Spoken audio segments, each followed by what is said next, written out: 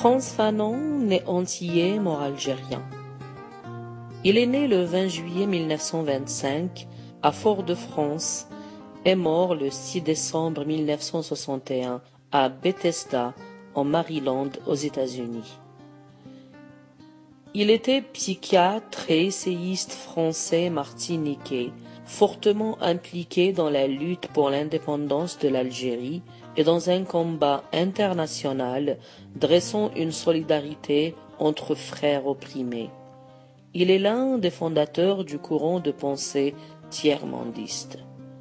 Durant toute sa vie, il cherche à analyser les conséquences psychologiques de la colonisation à la fois sur le colon et sur le colonisé. Dans ses livres les plus connus, il analyse le processus de décolonisation sous les angles sociologiques, philosophiques et psychiatriques. Il a également écrit des articles importants dans sa discipline, la psychiatrie. En 1953, il devient médecin-chef d'une division de l'hôpital psychiatrique de Blida, Joinville, en Algérie, et y introduit des méthodes modernes de sociothérapie ou psychothérapie institutionnelle, qu'il adapte à la culture des patients musulmans algériens.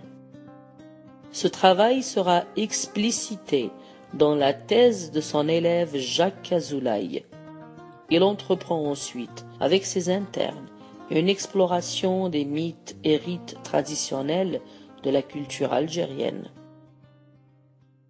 Sa volonté de désaliénation et décolonisation du milieu psychiatrique algérien s'oppose de front aux thèses de l'école d'Alger d'Antoine Porot. Hâbleur, menteur, voleur et fainéant, le nord-africain musulman se définit comme un débile, hystérique, sujet de surcroît à des impulsions homicides imprévisibles. L'indigène nord-africain, dont le cortex cérébral est peu évolué, est un être primitif dont la vie essentiellement végétative et instinctive est surtout réglée par le diencéphale. L'Algérien n'a pas de cortex, ou pour être plus précis, elle est dominée, comme chez les vertébrés inférieurs, par l'activité du diencéphale.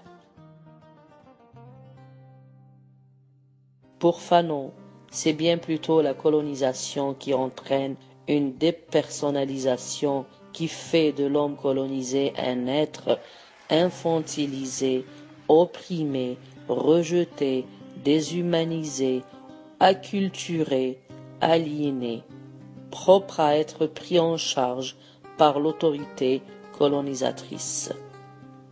La première chose que l'indigène apprend, c'est à rester à sa place, à ne pas dépasser les limites. C'est pourquoi les rêves de l'indigène sont des rêves musculaires, des rêves d'action, des rêves agressifs. Je rêve que je saute, que je nage, que je cours, que je grimpe. Je rêve que j'éclate de rire, que je franchis le fleuve d'une enjambée, que je suis poursuivi par une meute de voitures qui ne me rattrape jamais. Pendant la colonisation, le colonisé n'arrête pas de se libérer entre 9 heures du soir et 6 heures du matin. Cette agressivité sédimentée dans ses muscles, le colonisé va d'abord la manifester contre les siens. C'est la période où les nègres se bouffent entre eux et où les policiers, les juges d'instruction ne savent plus où donner de la tête devant l'étonnante criminalité nord-africaine. Dès le début de la guerre de libération en 1954, Frantz Fanon s'engage auprès de la résistance nationaliste et noue des contacts avec certains officiers de l'armée de libération nationale ainsi qu'avec la direction politique du FLN, Abban Ramdan et Ben Youssef Ben Khadda en particulier. Il remet au gouverneur Robert Lacoste sa démission de médecin-chef de l'hôpital de Blida-Joinville en novembre 1956, puis est expulsé d'Algérie en janvier 1957.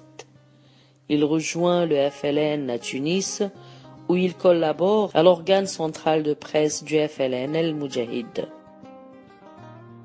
En 1959, il fait partie de la délégation algérienne au Congrès panafricain d'Accra.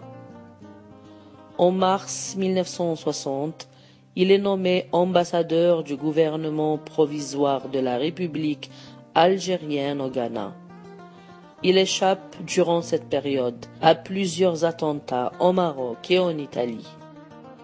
Il entame à la même époque l'étude du Coran, sans pour autant se convertir. Dès ses premiers écrits, Fanon ne cesse de se référer au philosophe Jean-Paul Sartre, notamment à Réflexions sur la question juive, Orphée noire et l'être et le néant. À la publication de la critique de la raison dialectique en 1960, il se fait envoyer une copie de l'ouvrage et il parvient à le lire malgré son état de santé car il avait une leucémie. Il fait même une conférence sur la critique de la raison dialectique aux combattants algériens de l'armée de libération nationale. C'est en 1960 qu'il demande à Claude Lanzmann et Marcel Péju, venus à Tunis pour parler aux dirigeants du GPRA, de rencontrer le philosophe. Il veut également que Sartre préface son dernier ouvrage, Les damnés de la terre. Ainsi écrit-il à l'éditeur François Maspero.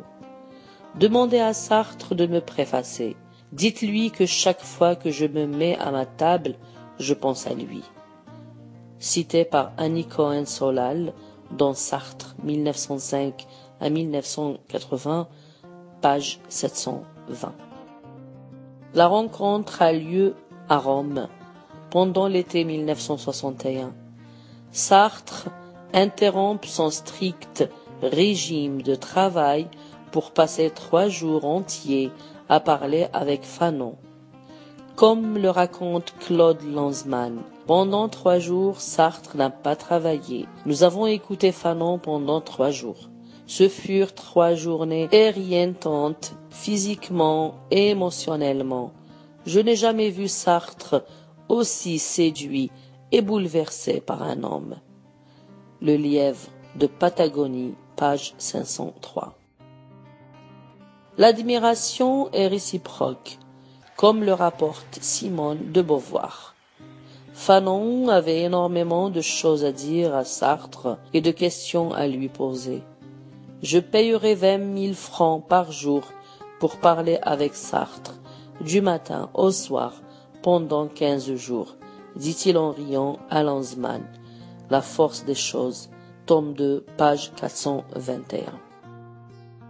Atteint d'une leucémie, il se fait soigner à Moscou, puis en octobre 1961 à Washington, où il meurt le 6 décembre 1961 à l'âge de 36 ans, quelques mois avant l'indépendance algérienne.